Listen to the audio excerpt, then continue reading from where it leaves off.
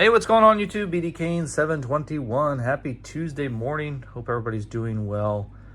This month is already flying by. It's the 20th of January. I did go to a card show this past weekend called the Front Row Card Show.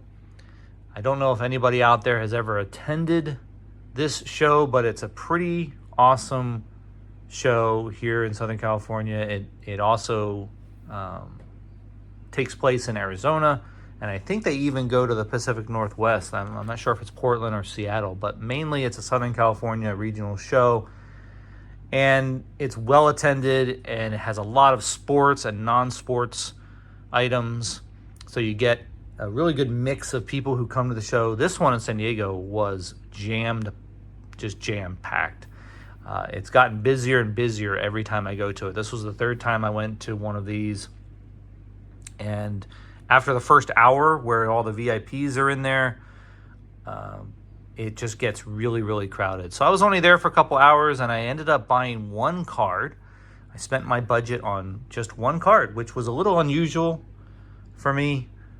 Normally, I'm trying to buy as much as I can with my budget.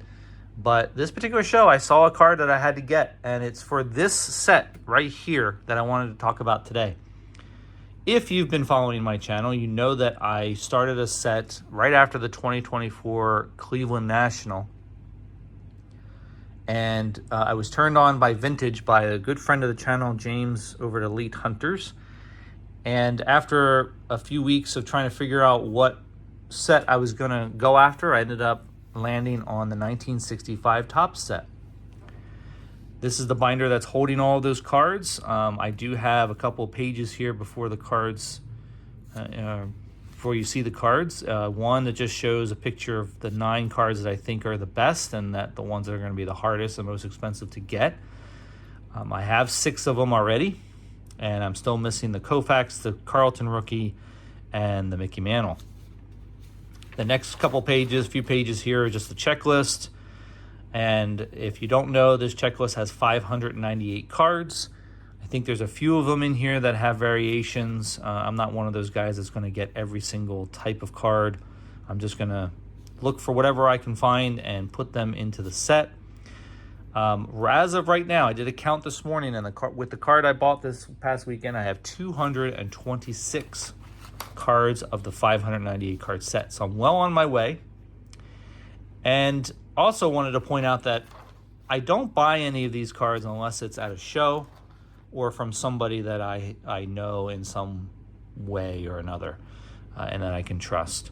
I try to stay away from eBay when it comes to this set. I don't want to buy things off eBay. Even if it is for good prices, most likely it's not going to fit the requirements that I'm looking for this set. And really the two primary things that I look for are color and centering.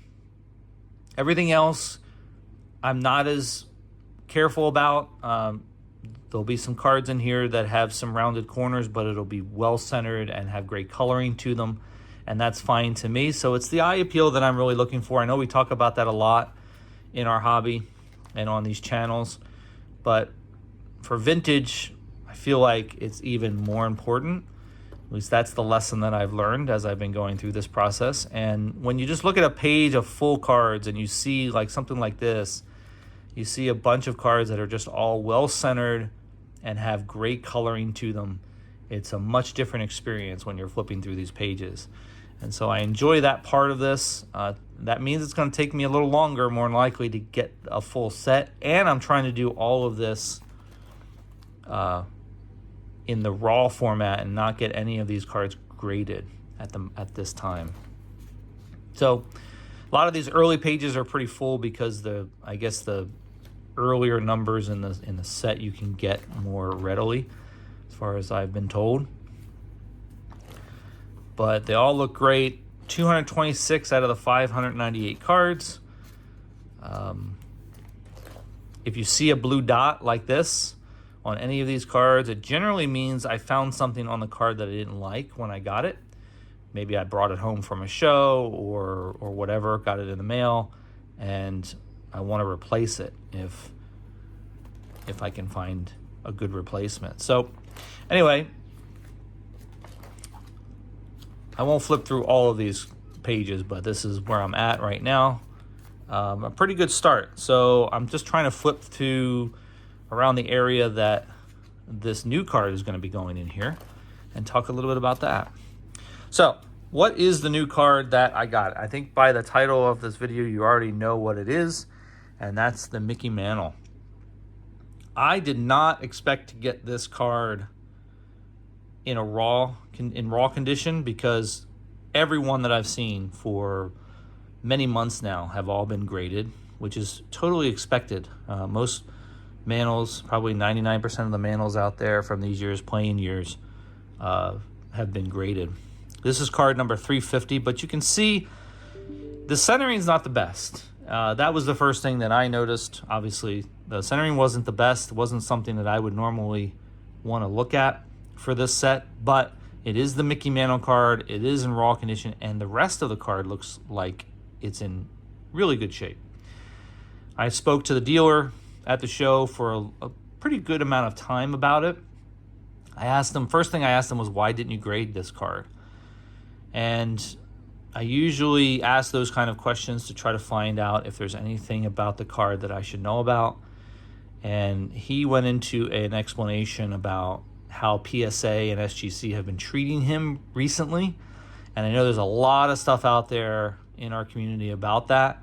So it's possible that he had a very bad experience and he is maybe staying away from them for a little bit. So we talked about it. We looked at it. He allowed me to take it out of the holder that it was in, so that I could inspect it a little bit more, maybe look for some imperfections that I can't see without looking at the card itself.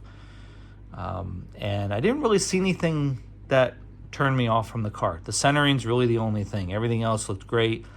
We both agree that it's probably in the range of a PSA 2 to a 4, somewhere in that range. And I started doing my research at the show to see what those cards are going for, because there's a lot of sales out there of mantles of that kind of a grade range. And I was able to buy this for a pretty good price compared to that. I think we both agreed it's probably a 3 if you send it into PSA today.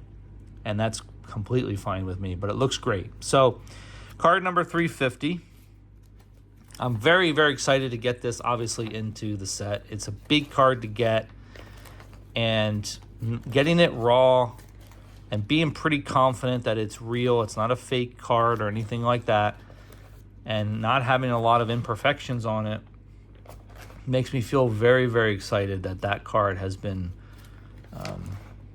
acquired. So here's card number 349. So let's go ahead and gently take this card out and place it in its spot into the set here. So I'm really happy to get that in there. You can see that maybe the only other concern that I had about it was its coloring. It's maybe a little tiny bit faded, because you can see the card above it has the same coloring, and this one's a little brighter. Roy Face is a little bit brighter than the Mickey Mantle card. Even the Larry Miller, who has a different like greenish background on the border, is a little bit brighter than Mickey's card here. But hey, it is what it is. It still looks great, and it still is a card that I'm excited about getting into the set. So the last thing I'm going to do here for all of you is go back to page number 1 here, take my marker and mark off one of the top 9s. Get my old marker out here and give it a nice big X. So now I'm just looking for the Carlton and the Koufax off of this list here. Once I get those 2 cards into the set, really, you're talking about minor stars and then commons. So it's still a long haul left to go, but hopefully you guys enjoyed that. One of these days I might dive deeper into what's in the set and the players and show you what I have and what I don't have. But that's where I'm at today. Hope everybody has a good rest of your week, and I hope to have some more stuff coming up in the next week or so. All right, guys, take care. Talk to you soon. See ya.